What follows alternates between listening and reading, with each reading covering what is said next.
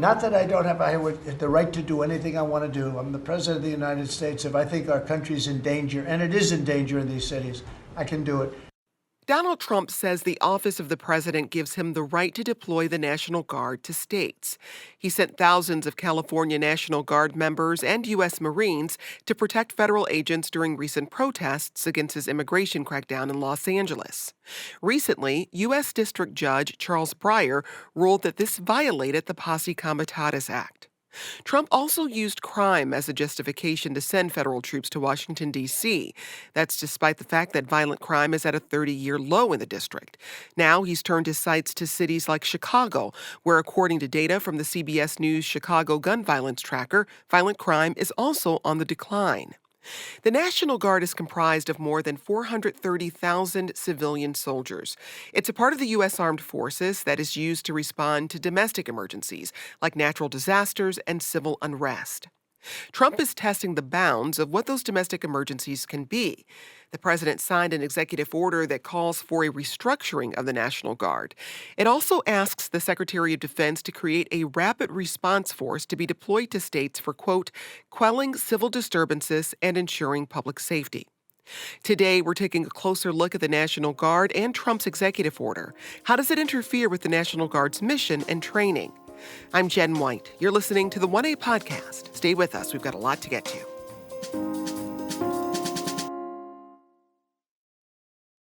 Let's get into the role of the National Guard with our guests.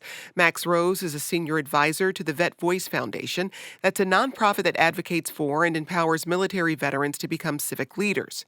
He's also a National Guard veteran and former Democratic representative for New York's 11th Congressional District. Max, welcome to 1A. Hey, thanks for having me. And joining me in studio is Tara Copp. She's a military and national security reporter at the Washington Post. Tara, welcome. Hi, thank you for having me. We're also hearing from you. Jay Emails is a 23-year police officer. Federal agents are not trained in city policing. As a city officer, I am required to be trained as a mental health officer, verbal de-escalation, use of less than lethal equipment, wear a body video camera, wear a badge and name tag, and identify myself by name and organization. Federal agents and National Guardsmen are not required by statute or law to do any of those things.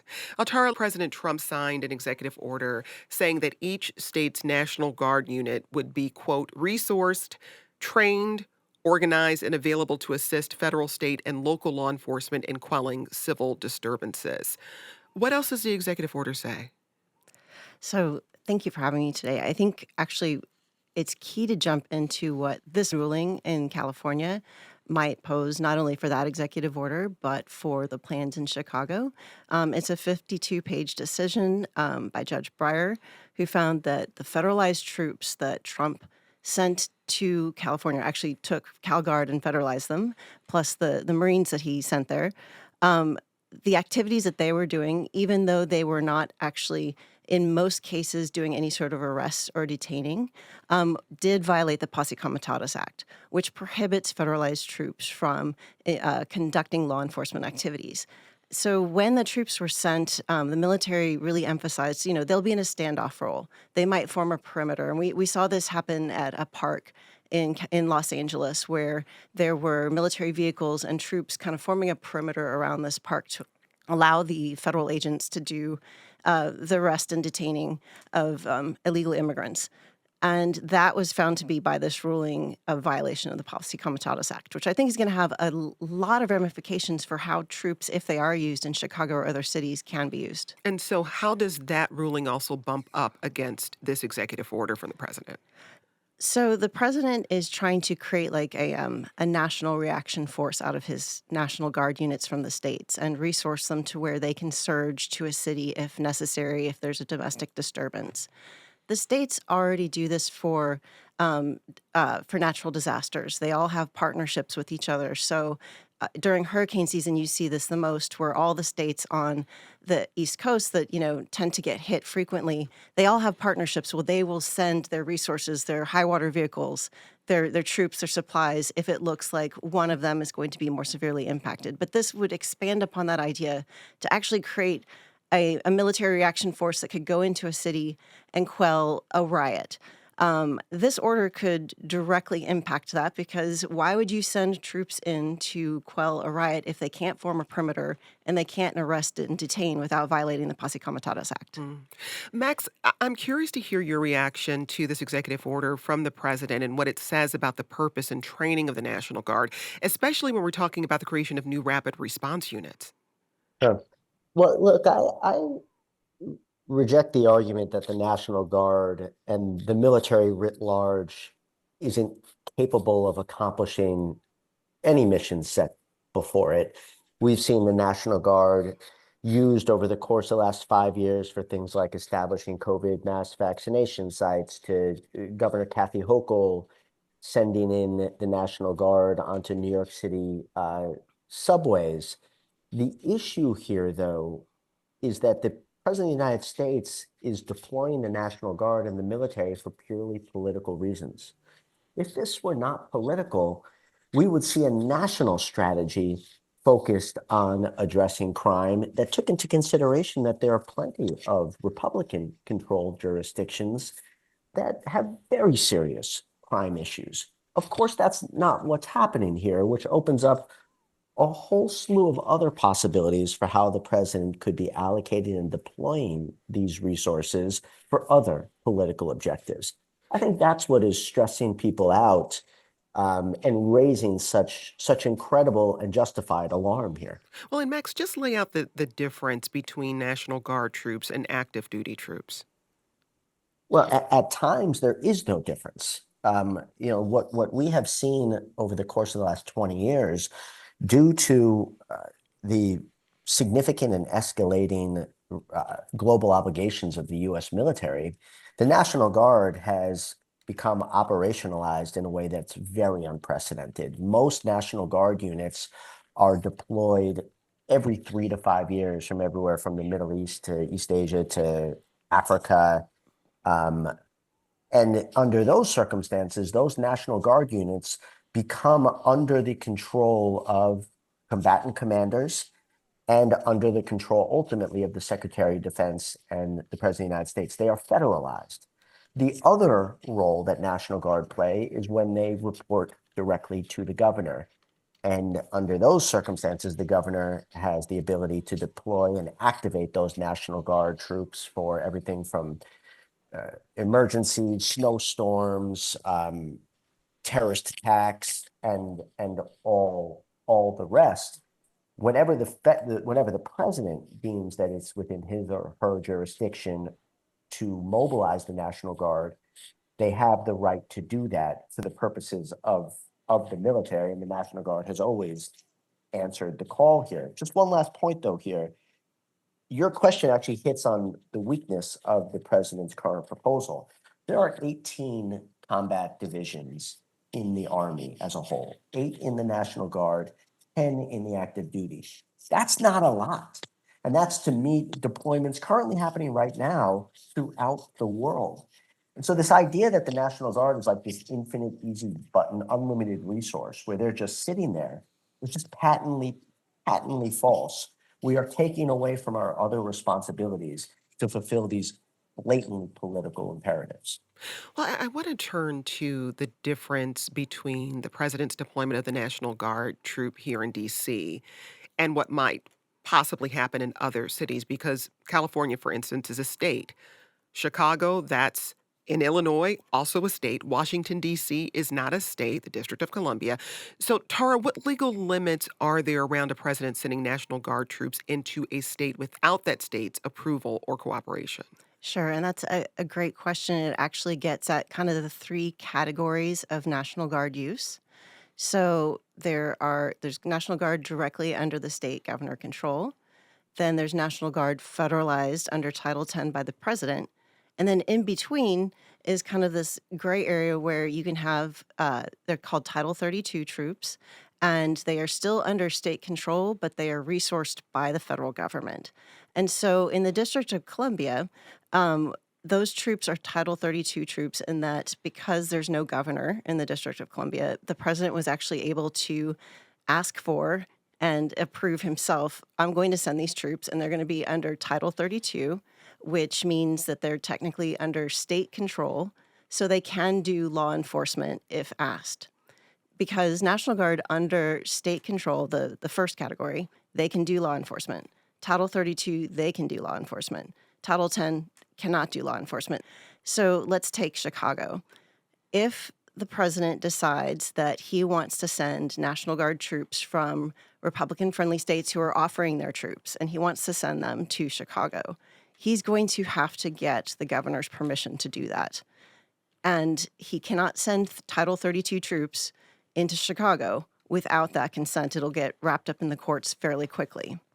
He could try to send troops under Title 10 under his orders and send them to the city. They won't be able to do law enforcement, but you might see them kind of push the limits of what would be law enforcement activities in Chicago. They could be guarding a building and then maybe form a perimeter, although, like I said, this morning's case is really going to kind of limit what his options are in Chicago.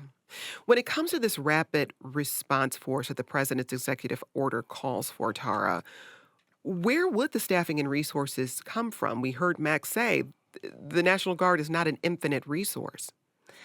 I've had multiple conversations over the last week about the strain that the Guard is already under. We have active operations overseas. You have Guard units assisting with the weapons throughput to Ukraine. That's been one of the regular responsibilities. We still have troops in Syria. We still have troops in Iraq. Those are quite frequently National Guard units, and they have to plan in the rotation, the downtime. If you've all of a sudden added this new mission of thousands of troops, I mean, there were 4,000 sent to California. We don't know what the numbers that they're envisioning for Chicago or what they're thinking for this, rapid reaction force. That is further strain. When the troops were sent, there were 900 just from the DC Guard. There's about 2,200 total in the District of Columbia right now. Those are families that got the call and answered it, and someone was left at home that missed their kid's first day at school. They've missed 2 weeks worth of work with their employer. This isn't something that is repeatable on and on before people say, I can't do this, and they get out. Max, I want you to take us inside the National Guard's training and work. How much of that focuses on supporting law enforcement and how much of it focuses on other things the National Guard tends to respond to? Sure. Well, one just quick point regarding the question that you just asked. Oh, because of the ways in which the National Guard has been operationalized post 9/11, the National Guard is no longer representative of society, right? The vast majority of the service members in the National Guard are law enforcement, emergency response, other different types of government employees. This is why often what happens is that when the National Guard is activated within a state for an emergency, they'll note you can't, if you're currently law enforcement or emergency response, please don't show up because then you're stealing from Peter to pay Paul. Weirdly and ironically, that's would be happening on a national level. Here, you'll be taking from other law enforcement departments and sending them somewhere else. It's one of the reasons why I see this overall plan as very political and unrealistic. What I would just tell you when it comes to the training of the National Guard, and this is the entire military, the training is based around core fundamentals of military tactics and operations. But ultimately, what the goal is of the military, and they do this better than any other military in the world, is to build a very flexible force that can respond to challenges and missions that could be completely unforeseen. It's one of the reasons why I kind of refuse to buy into this argument that the National Guard isn't capable of this mission. I don't think our service members are incapable of much. But if the president, again, were actually serious about addressing the crisis of crime in the entire country, he would have announced a plan to do so in places like Shreveport, Louisiana, in places like Little Rock, Arkansas, in places like Oklahoma City, all of which are under Republican control and are dealing with significant crime problems, but none of whom have been included in his plan thus far. We got this email from Stephen who says, what happens if a state's National Guard gets conflicting orders from the governor and the president? And I'm going to come to you first on this, Tara. So it wouldn't be the first time that that has happened. In Little Rock, the last time that National Guard troops were deployed to get the schools open, the president actually went around the governor because the governor didn't want to deploy the Guard and went straight to the adjutant general, the head of the Guard troops, and said, get them going, get them to help open the schools. That wasn't litigated. And this was during the integration of Exactly. yeah. Mm-hmm. So, it's been more than 50 years at this point. That wasn't litigated. We don't have an answer to how that would have resolved itself. So there's still a question of what if the president goes straight to the Illinois tag, or what if he goes to another governor's adjutant general and says, activate your troops, send them. That's why I think that the issue will probably wrap up in the courts. I just wanted to make another point about what might happen in Chicago, what we might see besides the ICE agents. Today's ruling does kind of limit what options are open right now to the White House. But what we have not seen is use of the Insurrection Act at this point. And that would allow him to use federalized troops for law enforcement purposes if he decided to go that route. Still to come, what other legal challenges could Trump's executive order restructuring the National Guard face? And what does it tell us about his views on presidential authority? We'll be right back.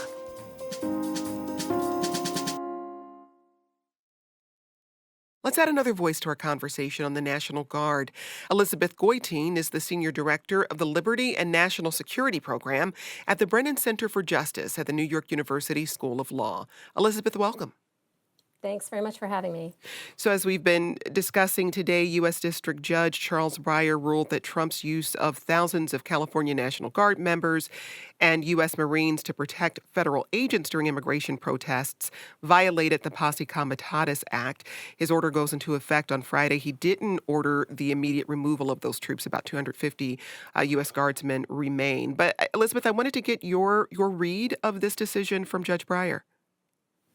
I think it's an incredibly important decision. The Posse Comitatus Act embodies a centuries-old principle in Anglo-American law against military involvement in domestic civilian affairs, particularly law enforcement. And this principle is a vital protection for individual liberty and democracy. If a leader can turn the army inward against the people, it can become a powerful tool of oppression. That's something we've seen in countries around the world throughout history.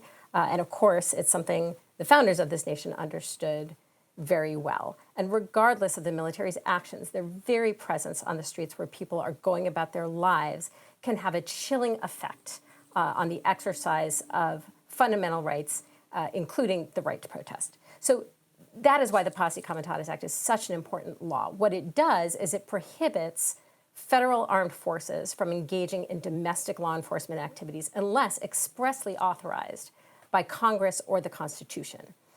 As it turns out, the Constitution doesn't actually give the president any express powers to use the military for law enforcement. So in practice, the law requires a statutory exception. What we saw in Los Angeles was National Guard forces being federalized and active duty troops being deployed and engaging in actions that, according to case law interpreting the Posse Comitatus Act, are violations of the act. Things like temporarily detaining civilians. When the military lays hands on a civilian, that triggers the Posse Comitatus Act. Now, the administration argued in court many things. The administration argued that the Posse Comitatus Act doesn't provide for any kind of civil remedy. It is only a criminal statute. The only remedy is for this administration to prosecute, I guess, itself. The administration also argued that the Posse Comitatus Act doesn't apply when the military is engaged in protecting federal property or functions. It argued that the conduct of the military didn't rise to the level that would violate the Posse Comitatus. So many arguments. And the district court rejected all of them, and it found that this was a violation of the Posse Comitatus Act, that the court had the power to enjoin these violations going forward. So that is an extraordinarily important ruling. One of the things I should say about the ruling is that the Posse Comitatus Act is concerned with preventing misuse of the military by the president or other federal actors. And ordinarily, as a default, National Guard forces in every state and federal territory other than D.C. operate under the command and control of the governor. The Posse Comitatus Act wouldn't apply to those forces unless and until they're called into federal service, at which point command and control shifts from the governor to the president.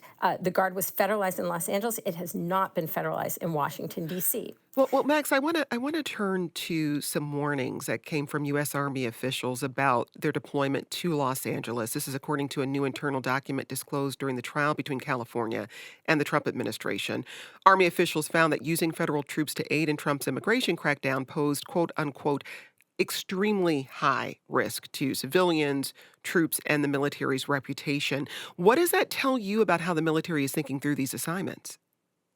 I think what the military very correctly understands is that anytime they are deployed domestically, they are one small step or one small mistake away from catalyzing massive ruptures in society. Just you think about one 19-year-old, one 20-year-old young soldier making a mistake in what is already a chaotic, scary, and intense situation where there is violence perpetrated against a civilian. This has happened in this country before. We all remember and have read about Kent State, for instance. So that's what the military is referring to. This is what the military experienced in Iraq and Afghanistan on actually a lesser level, where we saw that I experienced this as a young infantry officer in Afghanistan, where you knew that one mistake that you made or that your soldiers made could have consequences on the geopolitical level, nationally as well as globally. And the military is very correct to note this threat and danger regarding the domestic deployment of troops. Well, Tara, I want to return to the Insurrection Act. In 2020, President Trump toyed with the idea of using the Insurrection Act to tamp down protests over the police murder of George Floyd in Minneapolis. How has the Insurrection Act been brought up during this second Trump administration? It was brought up during his very first day in office. In one of his executive orders, he directed the defense secretary to begin looking at the possibilities of using the Insurrection Act. So this has been on their mind since day one, that this might be a tool that they could use. It would have to meet one of probably three standards. Whether the governor approves it, and to suppress an insurrection, it does require state consent in that instance. But there are two other options under the Insurrection Act where he could get around that. He could use the military to suppress it in a state of emergency. So, and you have experts on here that can go through this in far better detail than I can, but they've been looking at ways to be able to activate the military domestically since day one, and I think that's something that's important to remember. When we talk about this state of emergency threshold, Elizabeth, tell us the rules around that. Who gets to decide what's a state of emergency? Well, the Insurrection Act actually doesn't use the term emergency, although the conditions that it puts forth are very much what we would think of as emergency conditions. So it does allow the president to federalize the Guard and deploy active duty troops when a state asks for help putting down an insurrection, as Tara mentioned. But it also applies when there are various types of interference with federal laws or with state laws that protect the constitutional rights of classes of people, basically civil rights laws. And those types of interference include obstruction, rebellion against the authority of the U.S., domestic violence, and other emergency type situations. But there's no need for the president to formally declare an emergency. He just has to invoke the law. It's one would hope that as an exception to such an important rule, that the Insurrection Act would be narrowly and carefully drawn. But unfortunately, the law is written in in vague, antiquated terms that provide very few clear constraints. And the constraints that exist are not that easy to enforce. Earlier versions of the law actually required judicial sign-off before deploying troops, and they put time limits on using troops for law enforcement without congressional approval. But these safeguards were stripped out of later versions of the bill. So the only way for Congress to intervene if the president is misusing law is to basically pass another law. And the Supreme Court has held that the decision whether or not to invoke the act is generally not reviewable by the courts, although there are some potential exceptions. Max, I'd love your perspective as well as someone who's served in the National Guard. What discussions and training did you all receive around the possible use of the Insurrection Act? Well, there's no Insurrection Act training manual. But I do think that there are the most important training that the military receives at the National Guard level or active duty. It is the training from non-commissioned officers at the squad and platoon level about using your mind and being a free thinker and understanding that your responsibilities could not be more significant. Now, in the run up to any specific mission, whether that be emergency response or whether that be a deployment overseas, every National Guard troop under their commander has the responsibility and the authority and the resources to do specific training. And it's outside of my purview to say whether or not that is happening in these individual levels. But one of the most important things that the National Guard would be doing under any of these missions is support for local and state authorities, basically trying to relieve their logistical burden, their administrative burden, so that others could be at the front. That's when this works the best way. Now, of course, when Donald Trump and his administration are refusing to heed the concerns of those very governors and local authorities who are saying, we don't need you, we don't want you, that completely takes that level of coordination and partnership off the table. That's what is so scary here and makes this such a wasteful allocation of resources in what is ultimately a political endeavor, not a security one. Ken emails to ask, can the Trump administration appeal Judge Breyer's ruling all the way up to the Supreme Court? And can the administration continue to deploy the Guard to the Blue Cities until a final ruling from the court? Elizabeth, I'll come to you on that. The administration can appeal the ruling, and I expect the administration will appeal the ruling. It should go in the first instance to the Ninth Circuit. We might see the administration try to do an emergency appeal to the Supreme Court. And whether or not the administration can do this in other blue cities will depend on what the courts in those cities hold. So the decision of the court in San Francisco does not bind the conduct of the administration in other states and other jurisdictions. The Supreme Court has held that nationwide injunctions are not permissible, so that injunction applies only in that jurisdiction. However, we can certainly expect that any deployment in other cities will be immediately subject to legal challenge because there really is no law that authorizes deployment of the military in any city in the United States right now under current conditions. So we can absolutely expect to see a challenge in the courts. And so it will very much depend on how those courts view the law and what their holdings are. Let's go back to our voicemail. We got this message from Chris in St. Louis. I wanted to see if states could either deploy their National Guard ahead of possibly taking their National Guard away from being federalized, or even possibly dismantle their National Guard and reformat them into a state guard or something different to where it could not be taken by the president. Tara, your thoughts? That's a complicated one, I think, for the attorneys. But to get to one point that the caller raised, let's say that to get around one of the early objections to the California activation, which was that the governor did not want them activated, Trump could go to a friendly governor, let's say Texas, and get that guard activated.